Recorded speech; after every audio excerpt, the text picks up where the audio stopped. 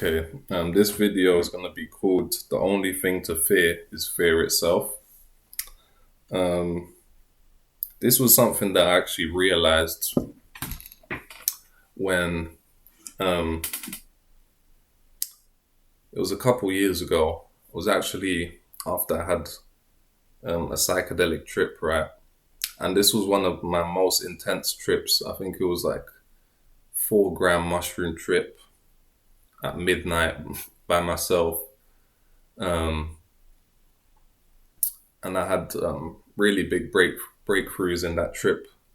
But it was such an intense trip, right? That I would say, and see, because I've experienced some of these things, right?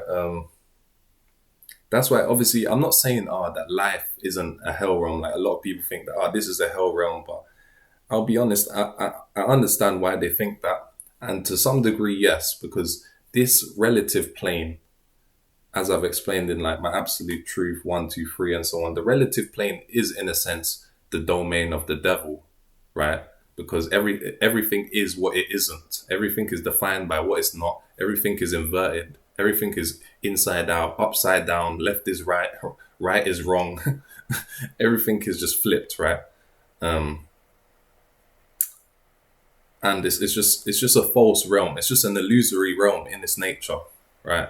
So yes, it is true that it appears, but nothing that appears is what it appears to be. And I also explained this a lot deeper in my consciousness is an optical illusion, to where what gets people caught in this trap is that they believe that there are like accurate appearances and inaccurate appearances, but actually every appearance is not what it appears to be. Um, and if you want to like hear more on that, then check out that video. Um, but yeah, on that after that trip, right? Oh yeah, and I was speaking about the hell realm. So yes, in a sense, it is true if you like saying this is a hell realm, but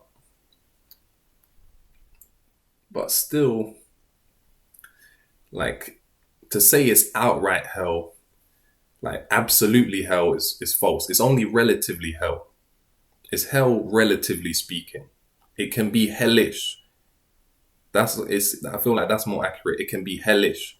But if you think that this just normal, like human day-to-day life, just going to work, like yes, being a wage slave, doing a job you don't want to do, like, you know what I'm saying, all this kind of stuff, yeah, it can be like painful, uncomfortable, and so on. But if you think that this is hell and you think that it can't get worse than this, then you haven't like experienced real pain. You haven't experienced like real fear, real suffering. Because this, like, within that trip, right? Of, like now I'm just speaking more about pain and fear, right? But in other trips, and even within the same trip, I experienced extreme peaks as well, where it was heavenly, like it felt divine, like I'm in heaven, like something that's too good to be true. So I've experienced both ends of the spectrum, right? And I was gonna make a video on this as well. I feel like, how can I put it? Because life is the sine wave. Of course, I always speak about this fucking sine wave, peaks and valleys and so on. But it's just the best, one of the best analogies. But I feel like, for example, for the average person, they they're experiencing peaks and valleys, right? They're experiencing peaks and valleys. Just the same. It's always equal to zero, but they experience peaks, they experience valleys. But essentially their bandwidth is like very narrow. Like let's just say, just for measurement's sake, that's like 10 units, right? And then and then as I explained in my video, well, I just recorded, like, this is my third video in a row, but I'll release that before this. I think what was the um as I explained in the video that and awakening doesn't solve the problem, but just makes you more aware of it. Um,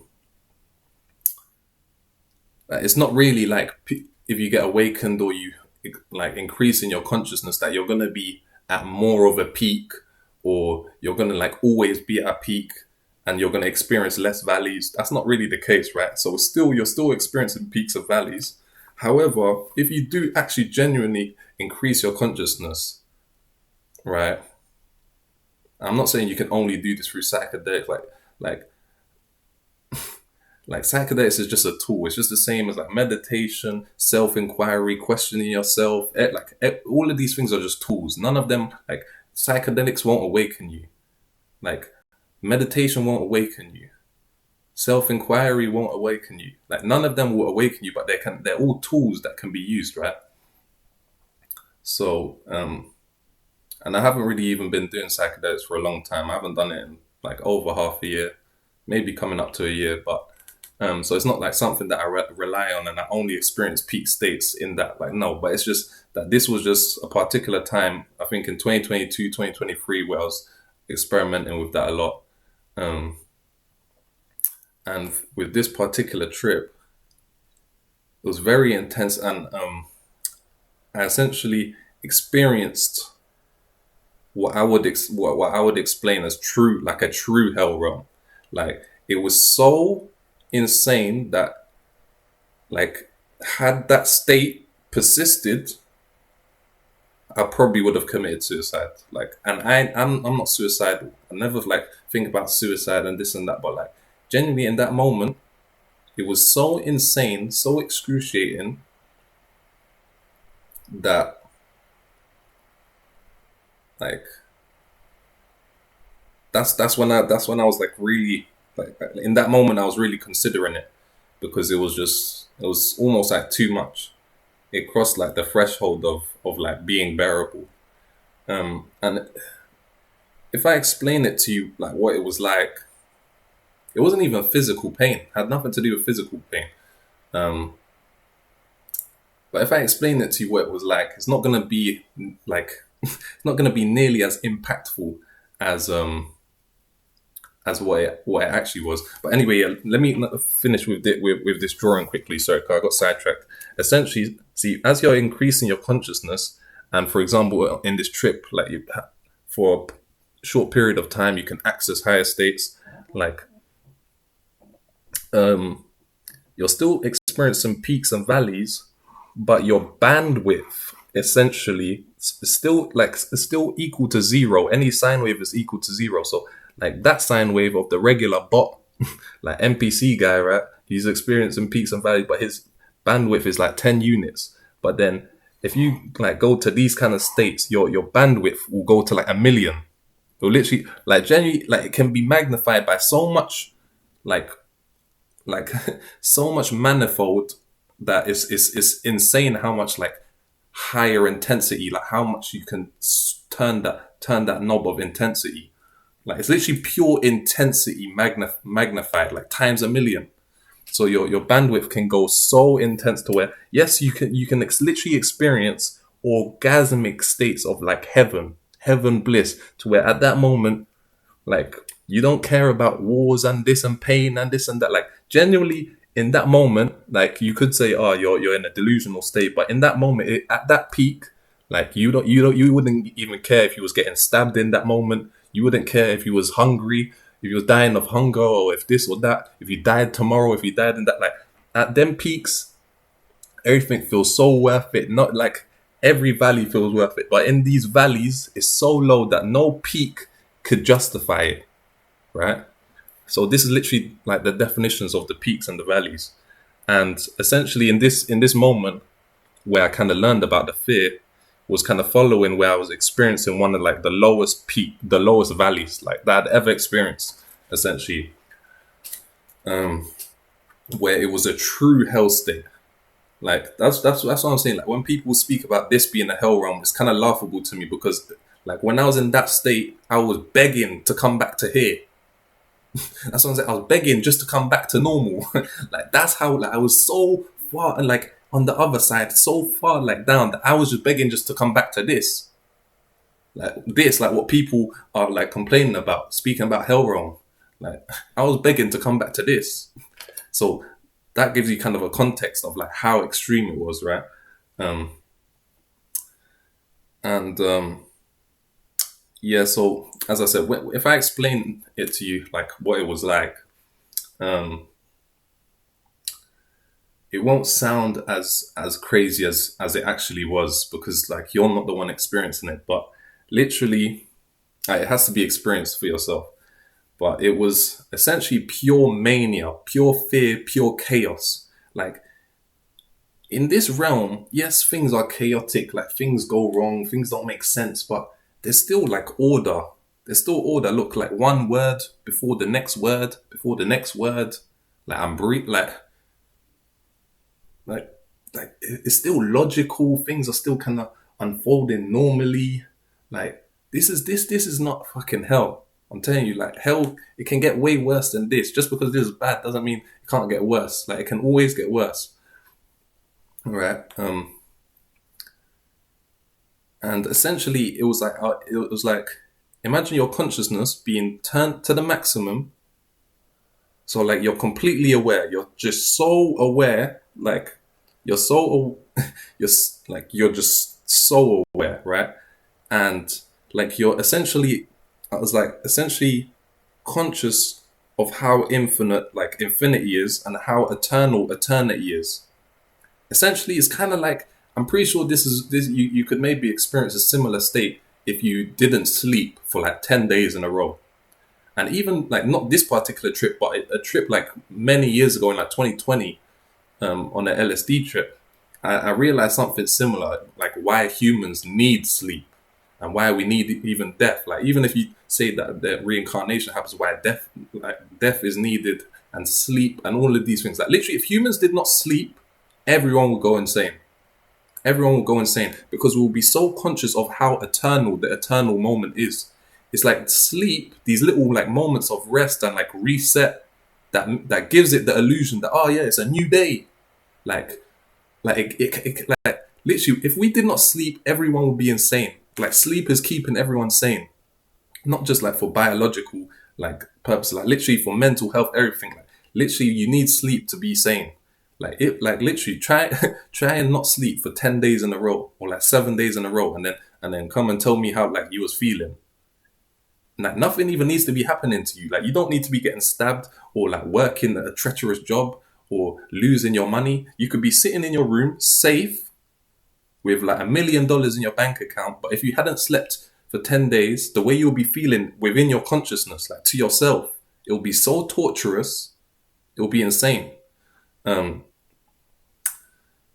so essentially, because I was so like aware of how this moment never ends, like it was so intense and there was no escape and no way to switch it off.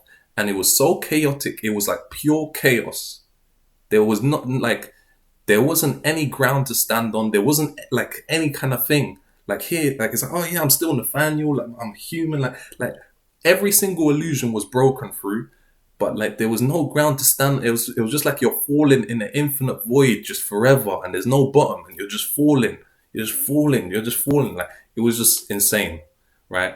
And of course, that was coincided with pure terror, because fear, terror, mania, all of these things are kind of intimately linked with uncertainty. When you're feeling uncertain, insecure, like if you're in like a if you got locked in a cage with a lion, you'll be scared because you're uncertain, because you're not even certain if you're gonna it's like get out of the cage. You're not even gonna be certain if you're gonna be alive tomorrow, right? So it's linked with pure chaos and uncertainty. And that's why everyone wants to feel secure. That's why everyone wants money to feel secure, to feel safe, so that they're not in fear at all times. Like if like society just collapsed right now, the grid shut down, you can't call anyone, there's no public transport, like there's everyone's fucking looting the shops, there's no fucking food in the shops, there's no governments like come in to like restock the shelves. You can't like call anyone. Like literally, imagine how you'll be feeling.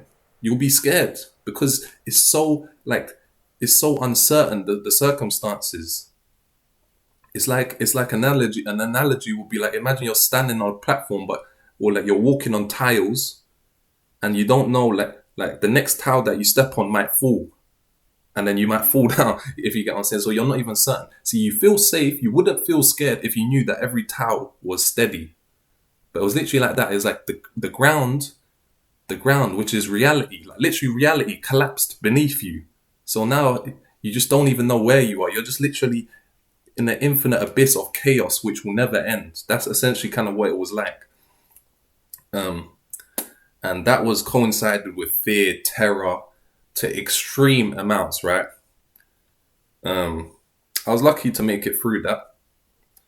But essentially, what I kind of realized, not in that moment, but the day after, because it was such an intense trip that, of course, I wasn't tripping the day after, but like it had such a like an after effect. It was kind of like a ripple effect. Like if you like drop a little pebble in the ocean, like there will be a little ripple, but it'll go off like in a very short time. But if like a fucking meteor like landed in the ocean, like the tsunami and everything, the ripples will be going on for way after the initial impact, right? So kind of using that analogy, I was still completely shocked and like shaken by that trip. So, but then the day after, so I was kind of like, because like and in these states, like you're already crossing the border of sanity and insanity. I need to make a video about that as well. Like to reach the highest states of consciousness, you have to already cross the border of sanity and insanity. So you don't even you feel like you've lost your mind. You you don't even know what's real anymore. Like so, but that's when I realized, and it actually helped me a lot as well. Because like, and after that as well, I'll be honest. Like, it might sound like I'm just lying or something, and I'm not saying that. Like I never feel fear. I might feel like small amounts of fear, but I'm being just so honest with you. Like, I'm not like trying to just sound nice and stuff, but like I'm being so honest with you. Like after that as well, like I don't really ever get like scared. Like even if I get scared, it's so like surface level. Like it doesn't like reach deep, because like I've experienced something so like more drastic than that. And as I said, as a result, I realized that actually the only thing to fear is fear itself. That is literally what to fear. And I'm not even saying that you should fear fear. I'm saying you shouldn't fear fear. But it's when you realize that only fear, like fear is the only thing to fear, that's when you transcend fear and you become fearless. Because nothing could happen that would make you feel fear, because like nothing, like there's nothing to be scared of. Only fear is like to be scared of. And it might sound like I'm just saying nice words, but I'm telling you, if you actually realize this for yourself, you'd become fearless. So yeah, I think I'm gonna leave that one there. Let me know what you guys think.